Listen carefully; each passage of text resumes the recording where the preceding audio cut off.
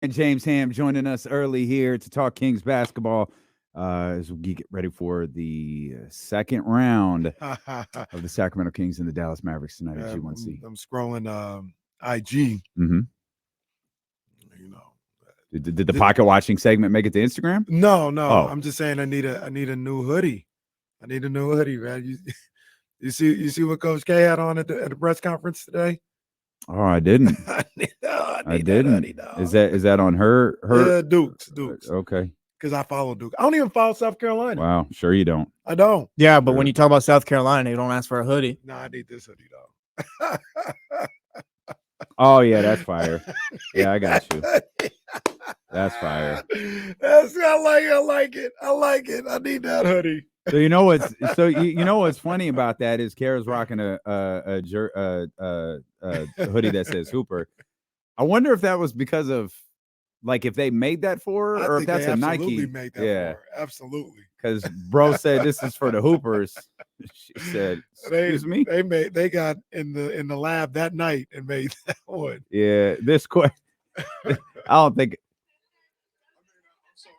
this really is amazing. I'm trying to. They thought that was the funniest thing ever.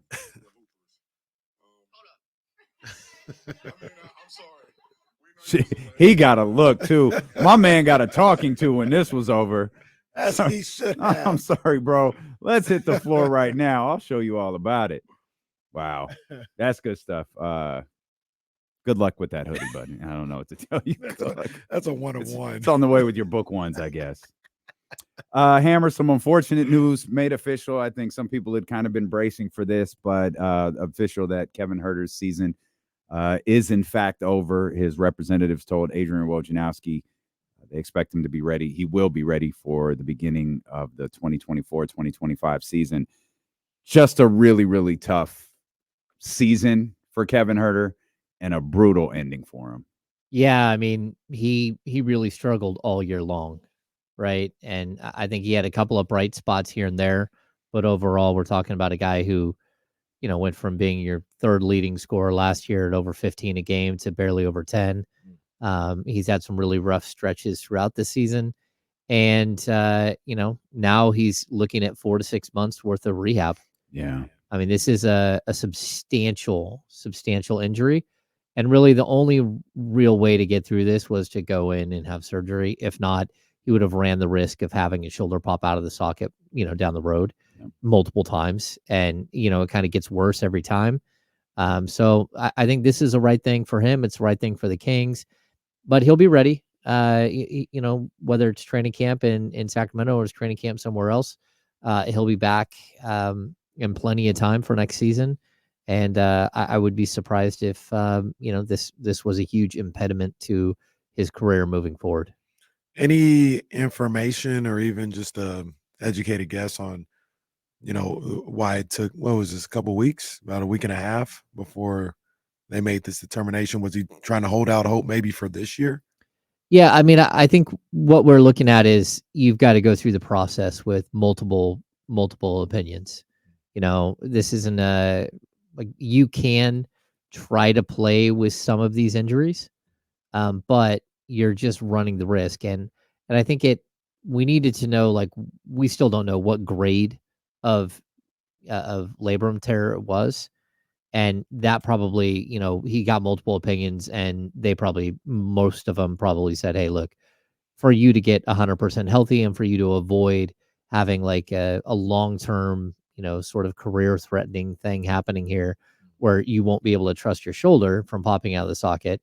It's probably best that you do this. And, we talked to Dr. P me and Kyle did like last week, maybe a little bit longer ago. And he said it's about not really the shooting motion, but it might be about his ability to play defense, like reaching out and trying to stop somebody, his ability to go vertical and try to grab a rebound. That's where you could have an issue of him like just literally just popping his shoulder out of the socket again. And then every time you're talking about an extended time away from the game, you're talking about potential to tear the rotator cuff and do more damage. So, yeah, a bummer for Kevin, but this is the NBA. This is what happens. Yeah. Yeah, it's tough. And now, of course, it's sports. So, you know, we immediately talk, okay, like what's next? Because we thought maybe Herder might be a guy that Monty and this group look to maybe see what the market looked like for him. And Mhm. while that's certainly a possibility moving forward, it's probably a little bit less of a possibility given shoulder rehabs are difficult. Shoulder rehabs are normally long, and sight unseen is tough. Coming off of a shoulder injury, or coming off any injury, sight unseen is tough. How much do you think this impacts? Again, not saying Kevin Herter was being traded this offseason, but how much do you think this impacts whether Kevin Herter is back with Sacramento at the beginning of next year or not? I don't know that it does all that much. I mean, like, look, there's going to be teams out there that are interested in him. And then there are going to be deals that, maybe you're taking on a contract that someone isn't in love with anymore. And in order to match salary, you have to take on a player, whether they're injured or not. I don't think this is going to be something that really causes a bunch of problems for him down the road. And, again, this was kind of a freak accident. Remember, like Chris Webber popped his shoulder out and had problems and when he was with the Bullets before he came to Sacramento. And that was pretty specific. He like went up and hung on the rim with one hand and ripped his shoulder out. That's not sort of Kevin Herter's game.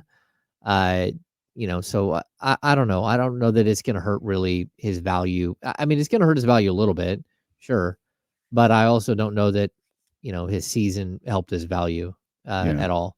And so, like, he's looked at as far as I can tell as more of a contract and matching salary than he is as like a frontline starter or something at this point. And Sure. and so you're going to get some value for him, but you probably won't get the ultimate value that you were hoping to get. Frontline starter or not, sorry, he's still a really good basketball player. Oh no, I think so. He's a Yeah. whether it's a quality role player, like, and that's what I would love for him to be for Sacramento. There might be a mental hurdle there with being a quality role player for Sacramento. Yeah, I mean, like, look, there's a possibility that he's back. Like, I wouldn't say that he's not gonna be here, and really, like, not having him is it's gonna damage their depth considerably. It's you're lacking one 6'8" guy, one 6'7" guy, and one 6'9" guy right now. We have no idea when any of the three are coming back. We now know that one of them is not coming back, but really the Kings don't have that size player. And Mike even alluded to the fact that look, they don't have a true natural power forward right now. Like their only true natural power forwards are Trey Lyles and Sasha Vezenkov. And everyone else, like even Keegan Murray and Harrison Barnes, they can play the position, but they're playing out of position. And Domas playing over at the power forward position. Again, he's playing out of position. So there isn't really a ton of options here. And the Kings, when they go small, it's kind of a hidden factor. They're going really small. And they've got to figure out ways to get around it. Even having if you got to go small and you're going to go with like a 6'8" Keegan Murray at with your bench unit at the power forward spot, you'd feel a lot more comfortable if you had a 6'7" Kevin Herter at the 3 than if you're going with like a 6'3" like Malik Monk. If you're going to go with your small ball lineups, and so this does hurt, and Kings are going to have to figure out a way to get through it. Speaking of Malik Monk and the other shooting guards on the roster, do you think that Malik is just in one of those shooting slumps, or does he look different to you? Like maybe working through something? Oh no, Malik is definitely in a shooting slump. I mean, he's 3 for 29 from behind the arc over his last like 6 games, and he hasn't hit a 3 in 3 games. So yeah, I mean, I think this is like, look, we always just assume that guys get to a certain time in their career and it's like that is who they are.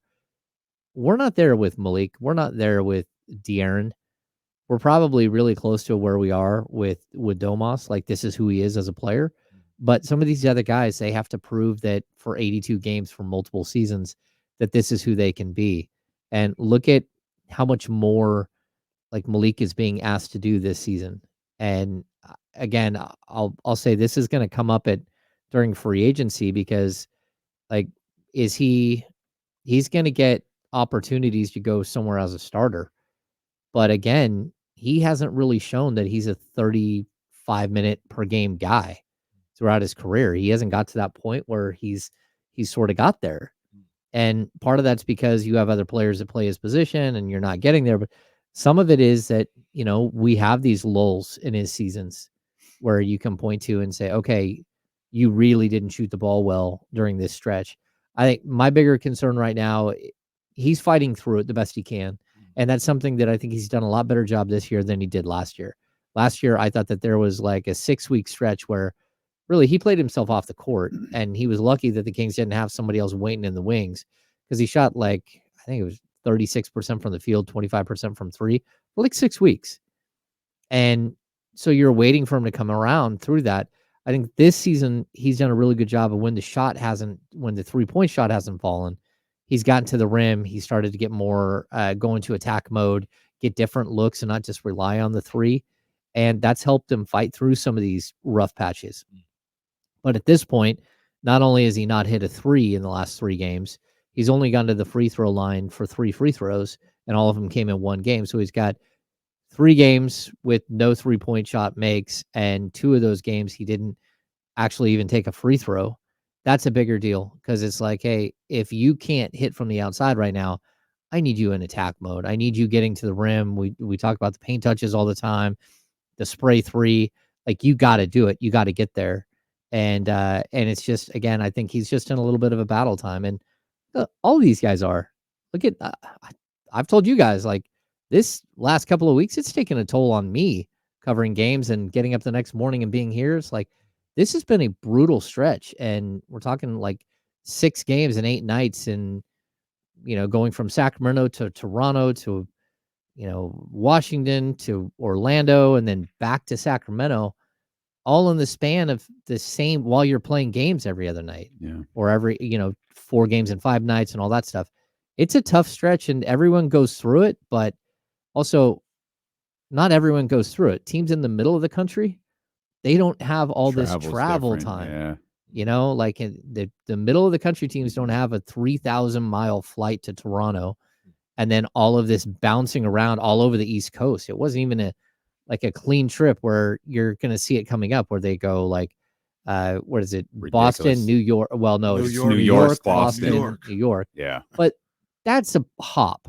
That's like going from here, not even to LA, going from New York to Boston. That's like a little short hop. That's not going like zigzagging, going to Toronto, having to come back through customs, play in Washington the next night, then fly all the way down to Orlando, and then have to fly all the way back home. Like all of these things, they're part of a story. They're not, you can't use them as excuses because everyone's got it, but they are part of the reason why we're seeing Domantas Sabonis average 14 points a game over his last 5 games. And look, it's not necessarily it's not the first time this has ever happened, but you say everybody's got it. You just kind of laid out everybody doesn't have it that way. Maybe the Warriors, Lakers, and Clippers have it that way, but the Mavericks and the Thunder don't have it the same as the Kings do. And there's nothing you could do about that. That's the game. But it is a little different, having to go cross country, whatever coast you're on. Yeah. And, I didn't really think of it all that much until Zebo was here. And we walked in the locker room one night and he just looked at us and he said, what in the bleep is with this schedule? and it was like, he was used to these little short plane hops, the 2 or 3 hour at the most going somewhere. And all of a sudden you have all of these long distance trips. And like, what is the NBA doing? The Kings finished the season with 2 East Coast trips in the final, 15 games. That's brutal. It just wipes you out. So I don't know. You got to persevere. You got to fight through it. And at the end of the day, no one's, out there with a little tiny violin playing for you is what it is. Despite J.J. Redick's assertions, the leagues are in fact conspiring against Sacramento rather than being in favor of them. This is just too much. You mentioned Malik a moment ago. You think it's out of the realm of possibility that Malik starts here? You're talking about being offered the starting spot by other teams. Like, do you think it's out of the realm of possibilities he starts here? I don't know. I mean, like starting De'Aaron Fox and Malik Monk isn't a good idea. Like next to each other, like in my opinion. And the only way you do that is if you somehow find like Jaren Jackson Jr. to play defense behind them. Like Is this to go it- along is it with the- Keegan. Can they beat Dame and CJ? No, Like, what is it that you don't like? Is it the defense, the size, the style, it's the size, the strength, the defense. Yeah, I mean, I think everything? James hates everything about well, this idea. no. It's not that because I think people who talk about Dame and CJ, you're missing the fact that like Dame and CJ are both, even though their numbers don't always show it, they're both elite shooters. They're like 5-star 3-point shooters. Even in their best seasons, De'Aaron Fox and Malik Monk are not. They can be 4-star 3-point shooters, but that's even that. Like I would say, Fox as a career wise is like a 3.5, and Monk might be a 4. Those two guys can play off each other really well, or did play off each other really well, because one of them was always acting as a set shooter to stretch the defense, and that's not kind of who these guys are. And they both love to dribble. They both love to attack. I mean, you can play them for long stretches together. I just don't know that it, like, again, having 2 6'2", 6'3" lightweight guys as your starting backcourt. But maybe I'm wrong. Maybe they come back and this is something that they do next season. But I kind of like the Keon Ellis aspect. I think Keon is not only earned the rest of this season, but I think that there's a good chance he's going to continue to earn that this might be who he is moving forward for this team. And, again, he gives you better length, better, defensive acumen than the other two guys. Well, I don't know than Fox, but like just his natural instincts as a defender are elite. He's long, he's super quick, and he's focused on the defensive end, where Malik is not focused on he can play defense, but he's not focused on the defensive end.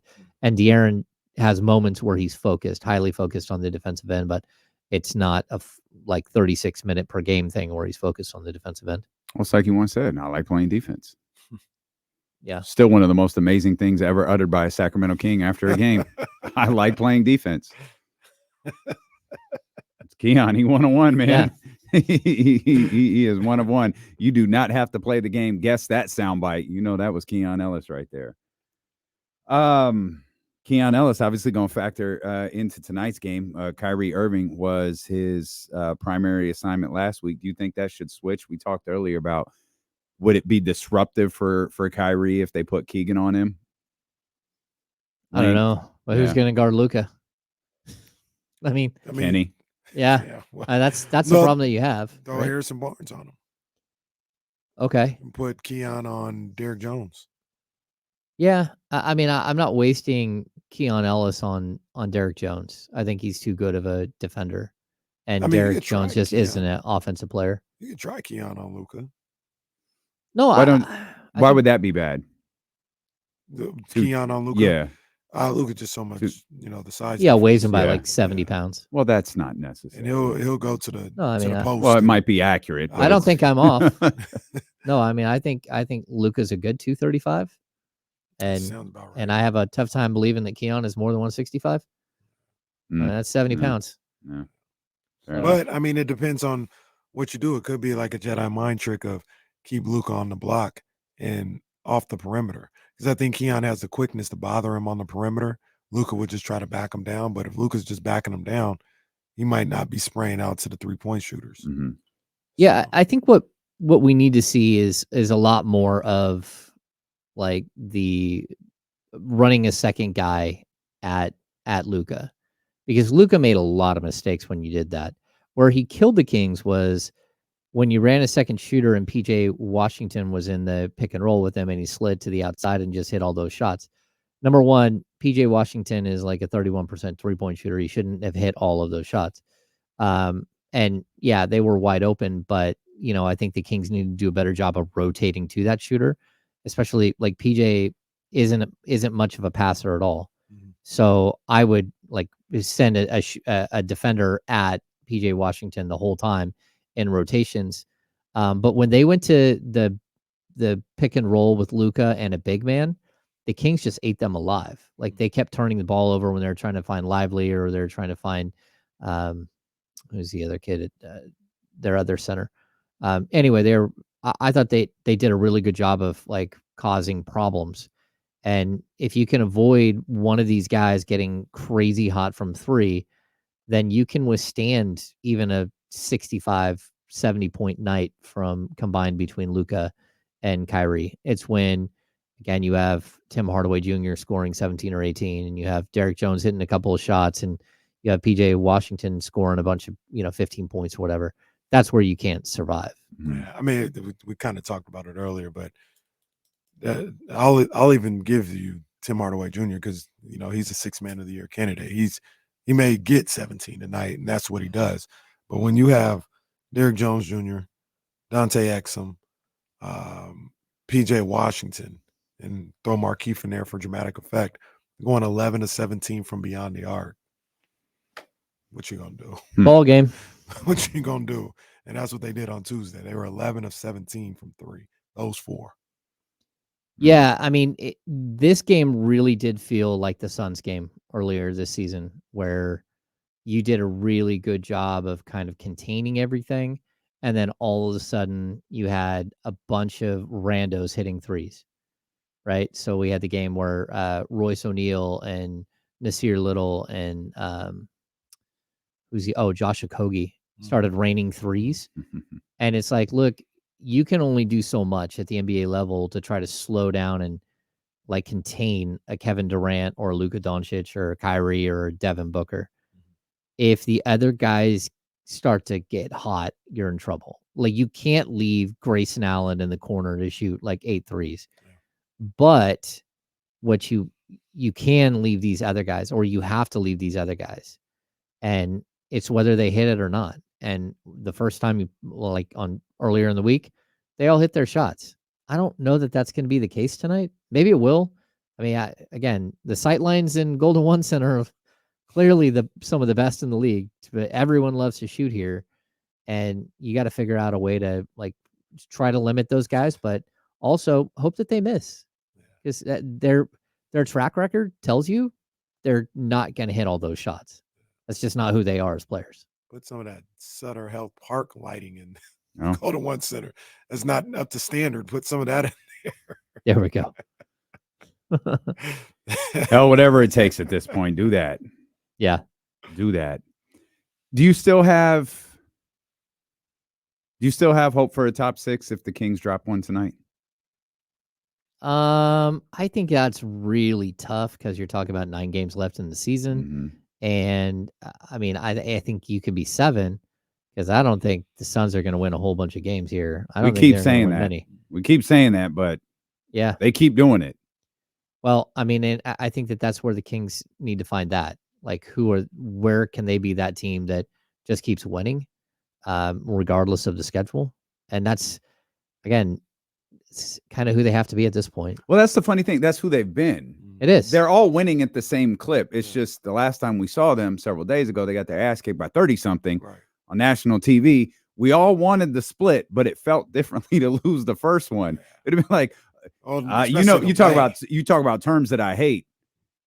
House money. It'd have been like, hey, won the series. We've already guaranteed a split. So whatever happens tonight. But that's not what happened, right? You have, the concern about losing the conference tiebreaker if you even out at a 2-2 here. Mm-hmm. And then you have, it puts you in a tough spot with the Mavericks. Mm-hmm. You've already lost the Pelicans tiebreaker, and you've got that. Now you've got a Suns game looming, and you've got to stay in the vicinity of the Suns in case it winds up coming down to you two. Yeah, I mean, this is like a flat out sprint to the finish line. Mm-hmm. And it's a crazy sprint with a whole bunch of people fighting alongside you. The Dallas one is weird. Like, I can't get over the Dallas. The fact that they got Golden State twice and Houston twice. Man, they control the league. They the do. Western Conference. They sure do. But, 2 things there. A lot of teams playing really good basketball. Kings included. You know, it's not like they're falling off the wagon and struggling towards the end. I mean, 6-4 in their last 10 games. They were 7-3 before the other night. So they're playing well. But you also look at, the situation for what it is. You're going to have to play at that high level to have an opportunity to get to 6. And that means beating good teams.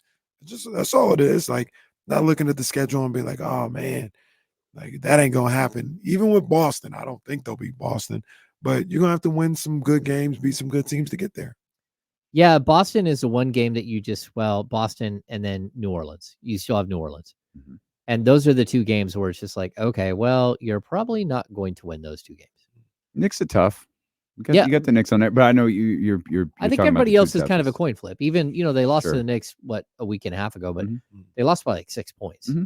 So I think that they can go in and go toe to toe with just about anybody, except for Boston, which I don't think they can go toe to toe against. And then for some reason, the Pelicans just have their number. Now we'll see if the Pelicans still look the same without Brandon Ingram, and maybe they look better, maybe they look worse. But the Kings need to find a way to compete better in those situations. But it's still like the game against Utah, the game against Brooklyn, the game against the Blazers that scare you, because that's the identity of this team this season. Okay. Well, is it that, or is it 7-1 against the Nuggets and Lakers? And like, what is their identity? Then number one, like, that's wild. If they're, that's wild. Yeah. And if that's, if not to go De'Aaron Fox on you, but if their identity is the be afraid of Blazers and all these other guys, and then the good teams they play, there ain't too many bad teams left on the schedule. Well, I would tell you, like, we're talking about like a ceiling versus a floor, right? So your ceiling is you can beat the best teams in the league. Your floor should be that, there's a certain level that you're not going to lose to. What about a roof? The Kings don't have a floor. That ceiling is the roof. The ceiling is just making the roof. Sure. Like, we just don't want to discriminate towards the roof here. Yeah. I mean, I understand. Honestly, I don't know. Their identity is they're a completely inconsistent basketball team. That's what it's been all season. I think that's fair. They've been better since the All-Star break. They've been better on the defensive end. They've been more consistent, but that doesn't mean they don't still have the same exact hiccups. And to me, it's kind of strange because you have probably the most consistent player in the NBA in Domantas Sabonis, but you're still wildly inconsistent. And you'd hope that would have figured itself out somewhere along the season, but it hasn't. Would we categorize Dallas and Phoenix the same way? Are they inconsistent? We should. Okay. Got the same records. That's what I mean. Yeah. And obviously I understand we're not watching them as closely, but we are watching what they're doing. And even with them, I don't know Dallas for sure. Can we get Dallas's record? I don't know if Jesse's working. Can you get Dallas's record since the All-Star break? No. Since the trade deadline. Can you get Dallas's record since the trade deadline? But with those two teams, it's kind of, well, maybe the numbers say something different, but it seems like it's kind of clear. They handle business against the teams they should, and they struggle against the good teams. So what does that make them? Yeah. A good team or what? They're a higher floor. Remember the Knicks higher floor, lower ceiling. Yeah. Which one would you I don't know, James. Which one would you rather want? I'd probably want a higher ceiling. Well, remember the Knicks stat? The 500, the below 500, above 500. Like, they were dreadful against teams above 500. Like, awful. And the Kings were like top 5 against teams below 500. Right. It's just the ones they lost. The ones they lost. We named all of them, and it's gotten worse because now the Wizards are a part of that. Yeah. Like, it's gotten worse since that stat was made available. But Dallas is 15-6 since the trade deadline. That's pretty damn good. Yeah. Like, I point to the trade deadline because they went through a change. Like, that roster changed. And to me, it was one of the first times with Dallas where I was like, yeah, they upgraded. Like I liked PJ. I wanted PJ Washington here. We talked about PJ Washington forever. Yeah. Like that's none of the deals, nothing that happened at the trade deadline, hit me in the stomach except for that one. I was like, oh man, no shot at PJ, and he wound up in Dallas. Okay, that's tough, but let me see it. They don't have a coach, so let's see what happens. And hey, salute. They're playing well. I've always felt that way too. Like I don't believe in Jason Kidd as a head coach. Like, Oh no, he told us. He told us he's just watching like everybody else. no, it's true. That's what he said. It's like, okay, hey, my bad. Yeah, like if you need a drink spilled on the floor to stop a game, Now, he's, that was he's your very guy. clever. Well, That was very clever. My son asked me about that the other day. He's like, "Is that illegal?" And I said, Yeah, he got suspended for that. Did he? Or did he just get fined? Did he get suspended? He definitely got fined. He definitely got fined. Maybe he did get suspended. I don't remember. Yeah. Was he the Bucks coach? Nets. When that Nets coach. That's right. Yeah. Like, look, I Run into me. that Okay. was pretty clever. Okay. He just shouldn't have got caught. I was surprised how well I thought they were coached in this last game. Is that to be honest with you, like there are like the fact that they basically had a spotter on De'Aaron Fox the entire game. They had him picked up full court. Okay. Executed the that was whole new. game. Yep. And then when we get to just the way that they handled Domas, I thought it was really good, and sort of the trick that the Kings pulled which was, okay, we'll let Luka bust us up, but we're going to try to stop everybody else, which didn't work. They did work that. They stopped Fox, they stopped Sabonis, and they came out with a big win. What did they do to Domas? We didn't watch because we were like looking at film of De'Aaron, like literally every play. They had someone on De'Aaron at the opposite free throw line. Like they followed him everywhere. What really stood out about how they guarded Domas the other night? Because he was strangely inefficient. I think field goal attempts were like 10. It was like 3 of 10 or something like that. Obviously he got to the line, he got buckets. But what was it about Dallas what Dallas's scheme was that really caused problems for him? Yeah, I mean, I think it plays into the larger conversation of why Kevin Huerter matters, really. So, like, you want to talk about, Keon Ellis is shooting the lights out, right? But teams don't respect him yet. And if Keon Ellis is going to drop 18 and you're going to lose a game, it's kind of like, Josh Okogie dropping 15 and beating you, right? It's not something that's totally expected at this point. And he doesn't move like Kevin does. So Keon is a stationary shooter. He does a really good job of like staying in the sight line of his ball handler. And so he's always ready to catch and shoot.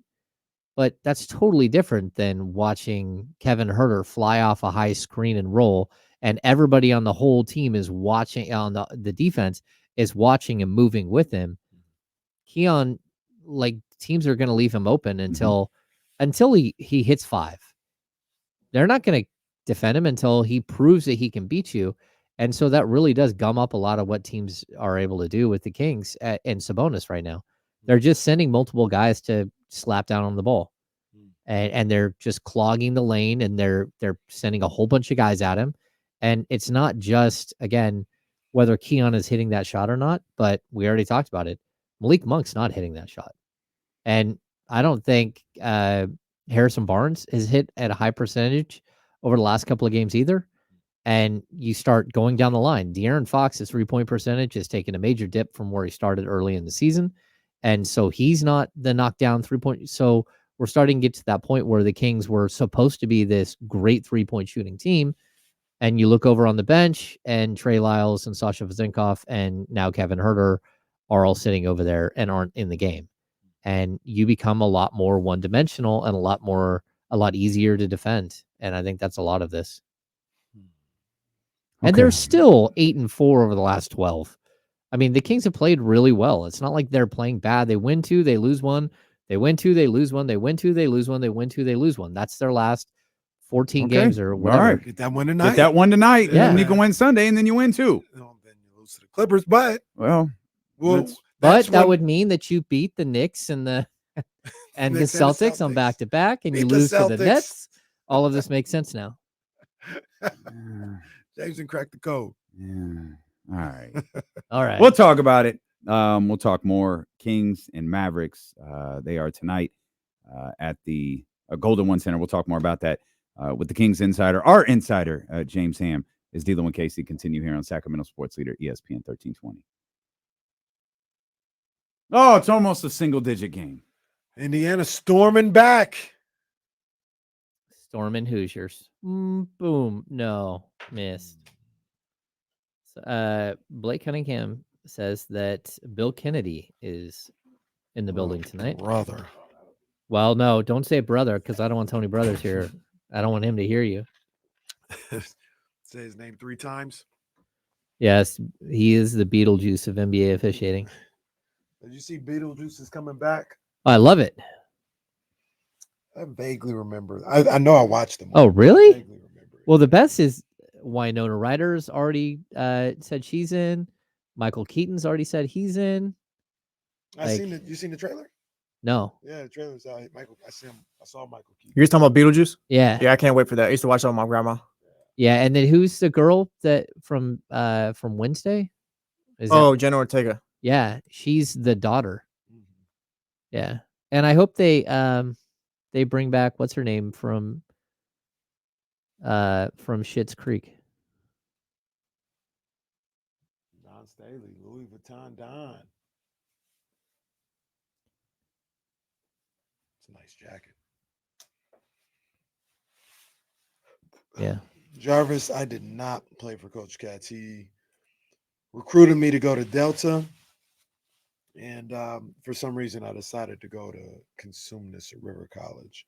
Actually, I know the reason. Coach Katz, you run a tight ship. And that was best for me. That's where I should have been. But at the time, I was like, man, I want to shoot anytime and do whatever I want to do. What did you average a game in high school? In high school, I only averaged 13. Hmm. We had a really good team. So Thank you, Catherine O'Hara.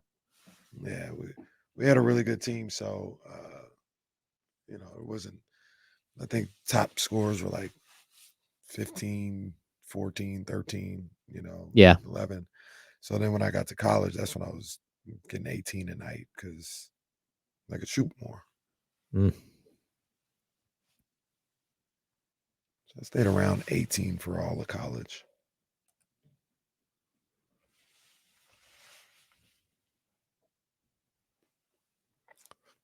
John Pauls, where you go? You went to Delta?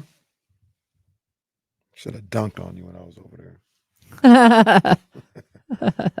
He's tall. He is tall.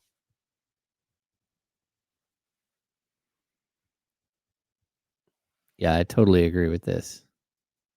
She's incredible. That entire series. Na boo boo, na boo boo. I got something weird happening. Uh-oh. I think we're all right. I also need to go back and watch Heathers. That was a great. Jesus. ARC was where I was at when I tried to dunk in the game and missed. A very embarrassing moment. We lost by 1. People asking if I'm going to bring a swear jar at the watch party tomorrow. No. I don't want to go broke.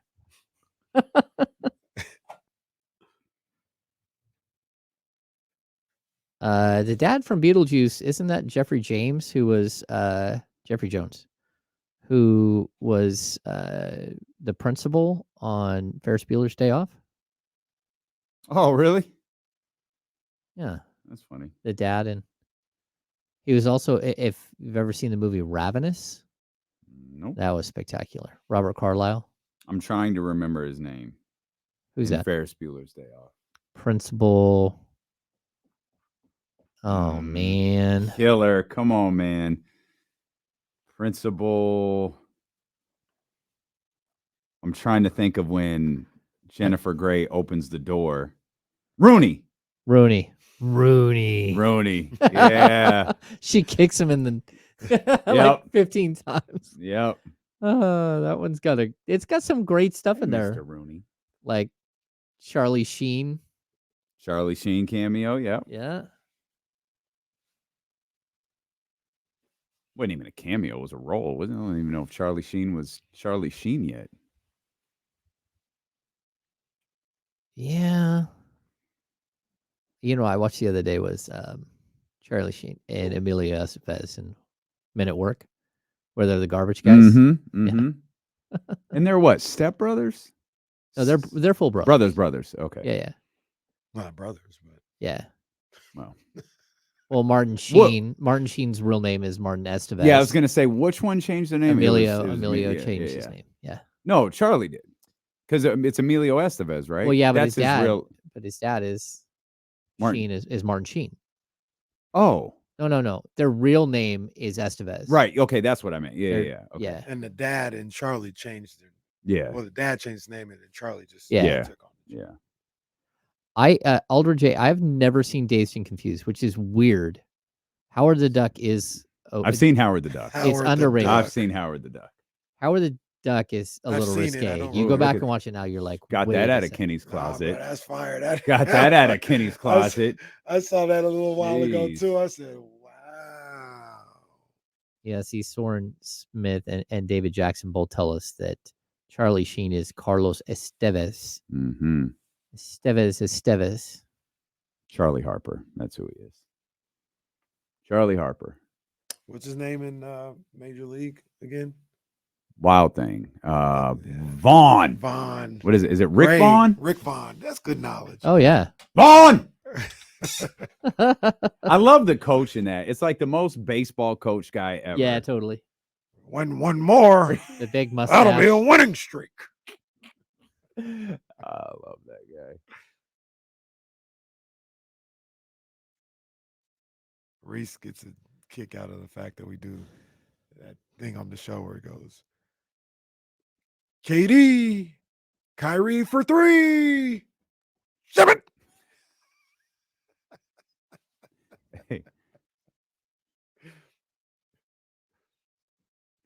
Hey, me and Soren, we make no apologies for being amused by 2.5 Men.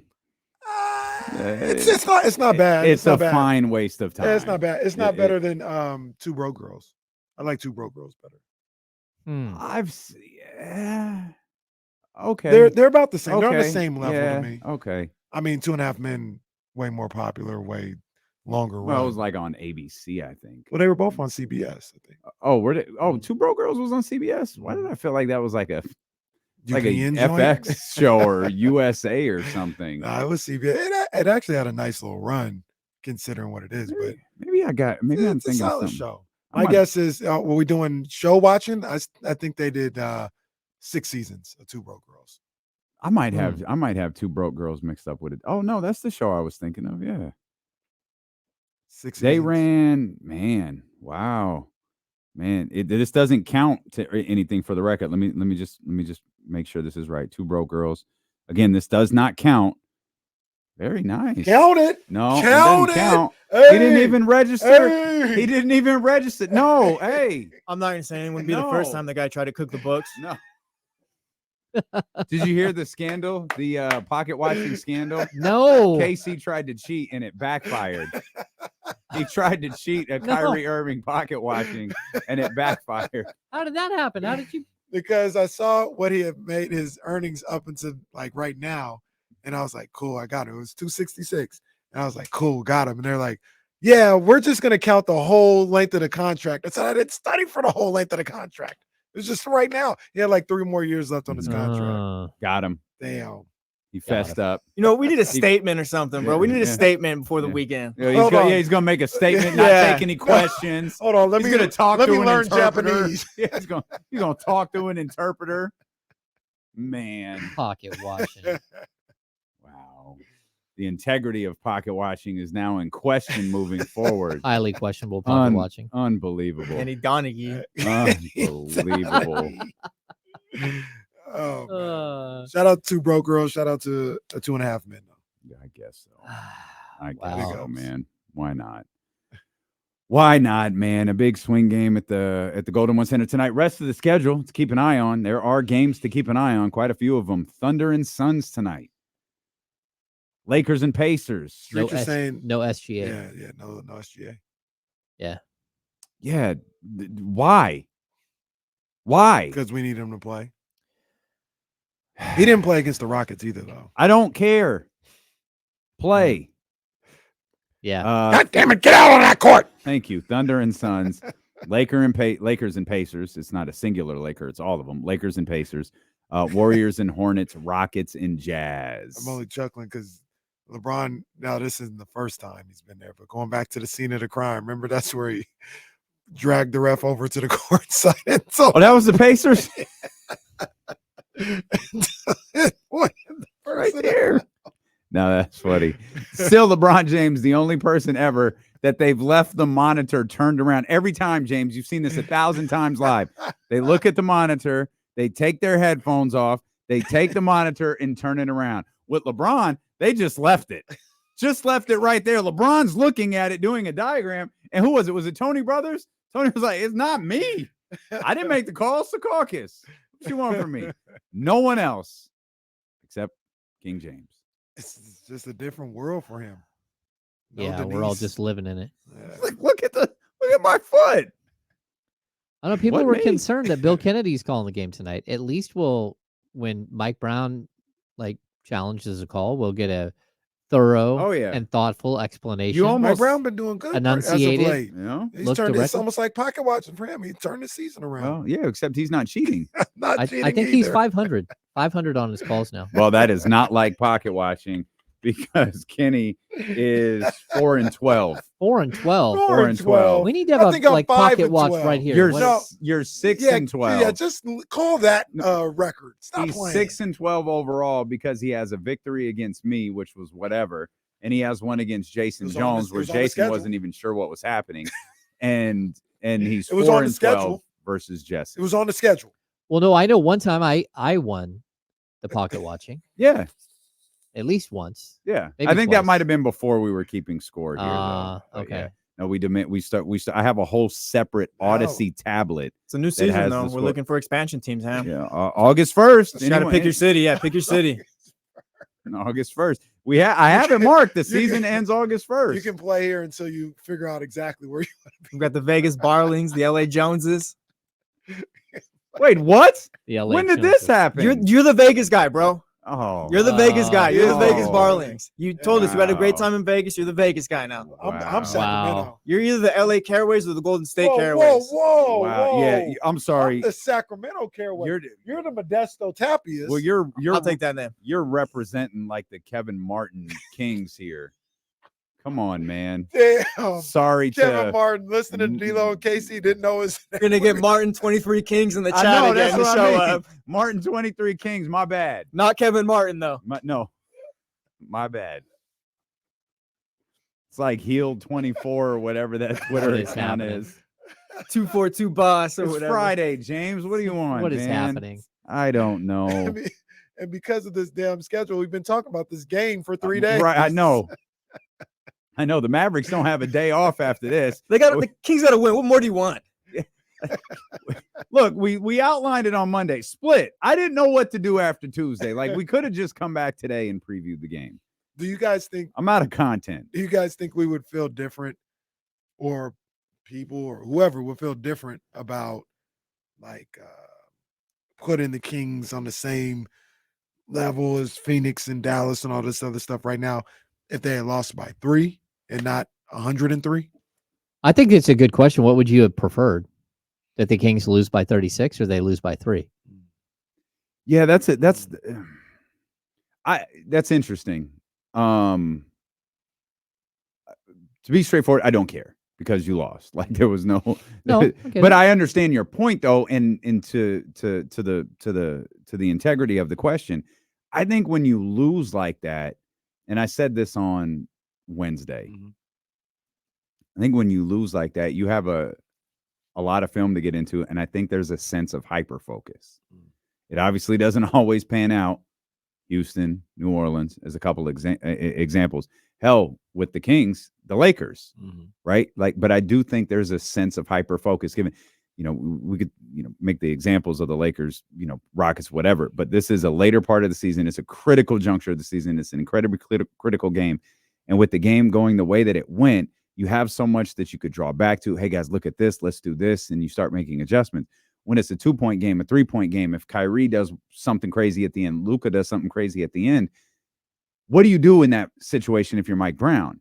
You're probably more focused on the end of the game. Like if it's a back and forth game, a lot of games that the Kings have played in recent weeks, they haven't hit double. It's been, 8-point swings, 9-point swings. Like there hasn't been double-digit leads. Like they've been tightly contested games. And, you lose a game like that to Dallas. Not that coaching staff isn't drawing stuff and still having the same discussions. I think it registers a little bit different. There's that, we had him.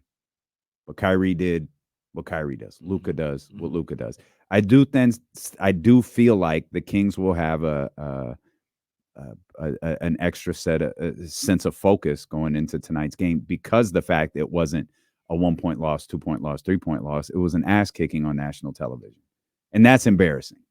No, I hope they do, but at the same time, we thought that after the first time they lost to Houston. And then they showed up against Houston like a couple of days later. I don't remember that. And got waxed. I don't remember. They also against the Pelicans. Yeah, I don't remember that one either. Got blown out, and then we thought, oh, there's no way that'll happen again. And then boom, it's like they got dropped on their heads. True. But neither of those games in that moment have the implication that this one does. Yeah, I mean, I get you. If your mentality can't change at this point in the season, then what are we doing? Right. But no, I'm with you. And it's fair. Like I pointed those out trying to get ahead of it, but you still had to mock me with it. So no, it's fine. But I think the one difference is the point in the season. And the incredible importance of this game. Like it's not like we were talking about a second ago. It's not the Knicks, right? It's not like you're losing your only 2 games against the Knicks or the Celtics or whoever. It's Dallas, and it's not even Denver or Oklahoma City. It is a team you're in direct competition with for a guaranteed playoff spot. Yeah, but this is what I keep coming back to with this team. We want to feel like that they've grown up or that they've hit some milestone or they've gotten over some hump. And every time we think that, they remind us that they haven't. So we can say whatever we want about that was early in the season, but this is a team that 4 games ago lost to the Washington Wizards, who are literally the worst team in basketball and not even close. And I don't want to hear back-to-backs or anything like none of it. You're right. But what'd they do after that? Well, yeah, they stepped up and they beat Orlando. They've been doing that pretty regularly this year at all. Like it goes back to a conversation we've had, unfortunately, like 5 or 6 times this year. Those bad losses often accompany a response. You'd like to eliminate those and just not have them and no need for a response, but it's happened. If you want to go by the rule that the Kings follow a pattern, then you got to say that about the entire pattern, right? Like if the pattern is they don't play well against bad teams, but they step up and respond from a bad loss, then that's the pattern. Part of the story. You can't exclude that part of the pattern either. Yeah, I'd also say they've had a couple of times this year where they've lost to a good team one night and then lost to a really bad team a couple of nights later. So like the Cavs and then losing to the Pistons. There are those examples as well. Like again, the Timberwolves and then losing a couple of days later to the Blazers. Like it's part of the fabric of who this team is this year. And again, I think that defensively they become better, but I'll just keep saying, like we look at what they've done defensively over the last couple of weeks, and that's great. But this team is 35-4 when they score 120 or more. Have they lost a little bit of their offensive mojo? I think they've lost a little bit of their offensive mojo, and I don't want to say that has anything to do with the defense at all. Like, yeah, you're giving more defensive effort. You're missing shots. This team has not shot the ball extremely well for a while, and some games they try to shoot their way back into a game, trying to find like that one spot on the floor that's worth like 43 points, which doesn't exist. But that's what it keeps feeling like. The Dallas game the other night on Tuesday, it fully felt like everyone was trying to win it with one shot when you're down 20. It's like, hey, stop doing that. Stop dribbling. Stop turning into Kyrie or Luka. run your offense, get back to the basics, and this will come back around. But when you start doing all this extra stuff and you start expending a whole bunch of energy and then frustrating your teammates because the ball's not going in the basket while you're over dribbling and doing all that stuff, it becomes, like oh, here we go, this game's over type deal. And like I think the Kings have got into that a handful of times this year, not too many, but when you see them like let go of the rope, like what we saw in the third quarter, it's not that like they just quit. It's that they tried to get it all back in one shot. When again, there's no 12-point shot in the league. You have to settle in. You've got to get defensive stops, and you've got to run your offense. And when this team runs their offense, they're almost unbeatable. When they don't run their offense, okay. I mean, again, 35-4. What's the opposite? When you don't score 120, it's not good at all. So we're talking about 7 wins and how many losses? 26, 7-26 when you don't score 120. Yeah. That's a little bit of a swing. And that's even with them picking up a couple of wins in the last week to get to their 6th and 7th win, where they didn't score 120. And so look, I mean, there's a larger trend here, and they have to play better defense, but they look worn out on the offensive end. And when players are worn out on the offensive end, they usually like sort of regress to who they are. And this team needs to rely on who they are as like an offensive scheme, not who they are as individuals, because that's not how you get out of it. Do you have any idea? You said 35-4. The number that stands out to me is 39. Do we know? Is that like? And I don't expect you to know this off the top of your head. Maybe you do. How many teams have scored 120 more times than that? Is it a lot given the nature of the league? No. Okay, it's not. Okay. And most of the teams that do aren't good.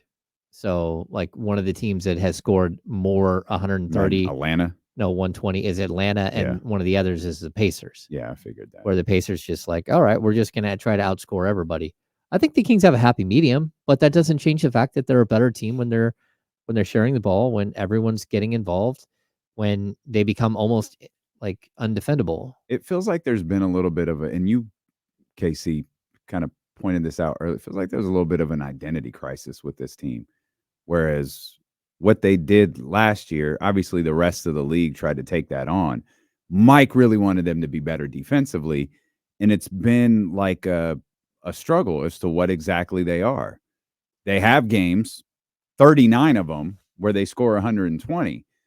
Our most recent conversation in the month of March is about how they've become a middle of the league defensive team. Yeah. And that's a weird juxtaposition to me. Like, what are you? I think it's tough because it appears they can't be both, because those offensive numbers, I mean, I could probably look here real quick how many times they've scored 120 or more this month. They beat the Bucks with 129. They beat the Lakers with 120.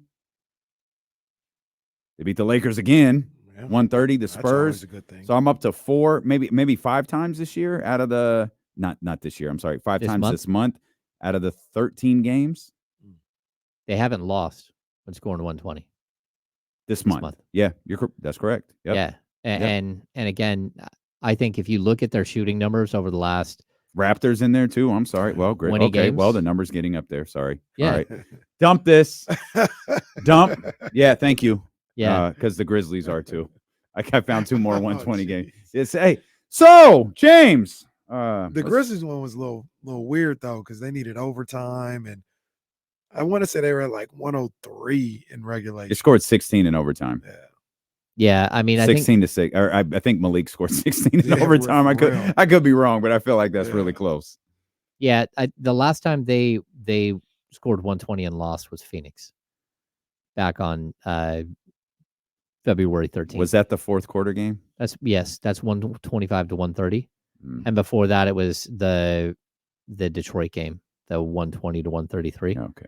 Yeah, so like, look, this team is really good offensively, and I'm not blaming Mike for, like, in order to win in the playoffs, you have to play defense. Yeah, I'm not trying to place blame on anyone. Yeah. It just feels like it's been a tug of war this season about who this team is going to be. And you have to find a balance of both, but it feels like that's a lot easier for us to talk about than it might be to execute. And there was even some question about the increased physicality on defense. Talk about these back-to-backs. And I think maybe you asked this question, the increased physicality on defense, how that takes a toll on you the next night versus running up and down, trying to get the 3-point shot off, getting the spray, doing all that different stuff versus, fighting on the defensive end, holding a team to 108 and then having to go do it again the next night. Even the back-to-backs, they started 0-4, and we talked about it like incessantly, and they're now like 6-6.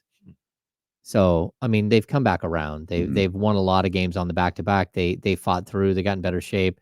They figured out how to win those games. Then they went through the whole stretch where they hadn't won both games of a back-to-back, where they were losing the first one but not the second. So, yeah, I don't know. I mean, in all honesty, Mike is trying to solve a puzzle on the fly. And then the variables that when you lose a Kevin Huerter, when you lose a Trey Lyles, when you lose a Sasha Vezenkov, now your puzzle changes and you're no longer trying to, build this puzzle. Now you're trying to build a different puzzle and trying to fit all of those pieces in and how will they work. And I think they've done a great job of sort of rolling with the punches and trying to figure this team out as they've gone through the year. But I've never once heard Mike say, I want you guys to play defense, but you can't score 120. That's not what he's doing. Like they believe that if their defense is good, they'll get more transition buckets. They'll get more opportunities on the offensive end. If your defense is good, you're catching a team in transition. You're catching a team before they set up their defense all the time. Like that's good defense should lead to better offense. And good offense should lead to better defense because now you get to go back. And it's just part and parcel of the same thing. And so I feel like offense fuels them. I know the line is good defense, transition, all that. I feel like when they got feel good about that's themselves. it. They got a little extra bounce. And to be honest with you, that's no different than the majority of basketball players. Yeah, I get it. When your offense is going, you get a little. That's when you slap the ground on defense, right? You don't do that. You slap the ground, someone runs right by you every time. So it's better than looking behind you. Yeah, that was tough. Oh, I mean, it happens. It's he thought the screen was coming. Well, I never came. I get it. Jalen, the worst is the camera got him. Oh, that was the worst part. Like, oh no, they got Keon. I actually salute Jalen for that. He baited him into that. Tricked him. He said, "Look."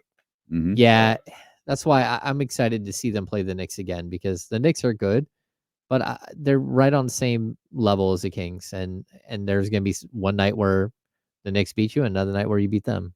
Like, you're not gonna fall for that again if you're Keon Ellis. Kings are gonna be ready to play tonight, baby. They're gonna be ready to play tonight. It's gonna be a good game. It's gonna be a good game. Are you and Drake sitting courtside together? Absolutely. No, I don't know Drake. I think you. Like, I don't know him. For those that don't James know, knows Drake more than I do. Well, James does know Drake. Hi, Drake. But the owl, for people who don't know that, like, you can't buy the jacket Kenny's wearing. You absolutely can. I bought the jacket. I don't think that happened. Kenny? Where did you buy it? You can't even tell us where. Where can I add it to my cart? We've got 20 seconds. Tell us where you bought the jacket and we'll drop it. Exactly. You can't tell us because Drake gave it to you. It's fine. Hey, what's Mark Jones always tell us? Where your blessings. That's right. Drake blessed you with a jacket. And you're wearing it to the game you have tonight. 5 seconds to explain yourself, Ken. Nope. Time's out. Kings like the bean. You heard him.